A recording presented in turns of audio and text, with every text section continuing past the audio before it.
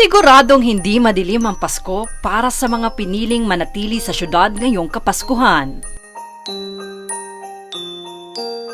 Kung ikaw ay isa sa mga kinapos sa oras para makabalik sa probinsya o inyong mga hometown malayo sa Metro Manila,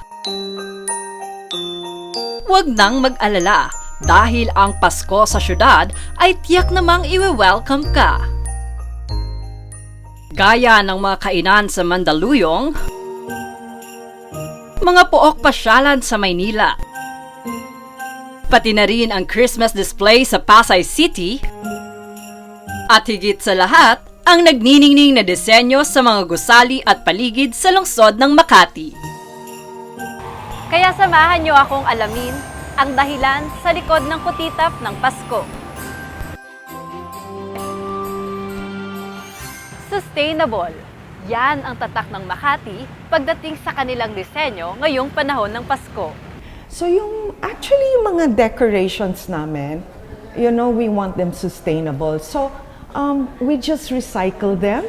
So I think these decorations have been with us like the whole term of Mayor Binay.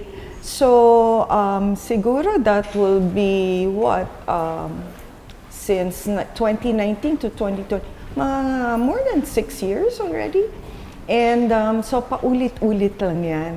And then our lights are LED, so energy saving device also. Mula sa mga pailaw, parol at garlands, garantisadong lahat ng yan ay mga lumang kagamitan o recycled sa termino ni Mayor Abby Binay sa lungsod ng Makati.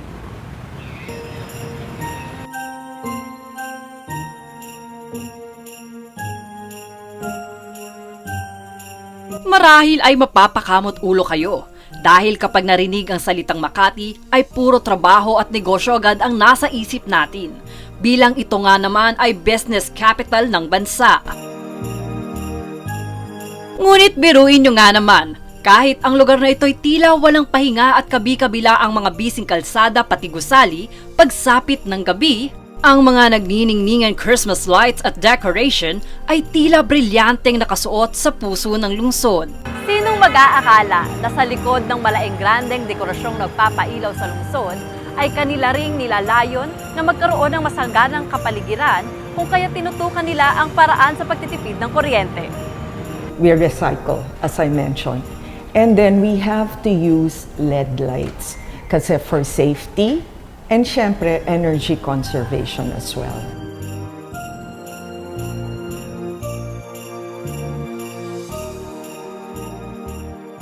Bagamat malayo ka man sa iyong tahanan kung saan makakapiling mo ang iyong pamilya at mga mahal sa buhay, laging tatandaan na ang diwa ng Pasko is just around the corner.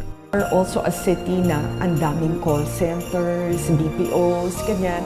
So, kailangan rin, gusto namin rin ma-share yung joy ng Christmas paglabas ng mga office workers from their time. So, bukas pa rin yun. Kaya kailangan LED lights para para hindi masyadong magastos sa electricity. So, our lights are open from 6 p.m. to 6 a.m. Hatid daw ito ng pamahalaan ng Makati sa mga empleyadong nagsusumikap magtrabaho para sa ikauunlad ng lungsod. Kung kaya't pinalamutian ng makutitap na bituin ang mga gusali na pumapalibot bago sumikat ang araw. Magmula ngayong Pasko, laging tatandaan ang mga katagang, deserve mo yan. Hindi lang sa mga regalong iyong matatanggap, pero sa mga bagay na nasa iyong paligid. Gaya ng mga dekorasyon sa Ayala Avenue na siguradong mahahalina ang iyong mga mata habang ikay naglalakad. Kung gusto mo naman ng obra maestra na nagpapakita ng tunay na diwa ng Pasko, maaari ka ring tumungo sa Ayala Triangle Gardens kung saan naroroon ang festival lights. Siguradong hindi lang maningning ang Pasko kung hindi ay static pa sa Blue Christmas team na hatid ng lungsod. Mapapashish ka sa ganda ng view kapag nag-selfie, pati na rin ang bonding o me time mo dahil kabi-kabila ang mga dekorasyong aaliw sa'yo na pumapalibot sa lugar. Siyempre, hindi natatapos sa mga sustainable decorations ang kutitap ng Pasko dahil ang mga maningning na bituin sa bansa ay nagsama-sama upang pasayahin ang Makati bago matapos ang taon. Makikijoin dito ang P-pop boy group na SB19, Asia's songbird Regine Velasquez, bandang Sponge Cola at iba pang mga local artists na maghahatid ng saya sa buong lungsod. O diba? Siguradong hindi lang mata mo ang mabubusog sa kutitap na dala ng Makati. Ngunit yak na mag-e-enjoy ka sa saya na hatid nito kasama man ang buong tropa o kahit ikay mag-isa.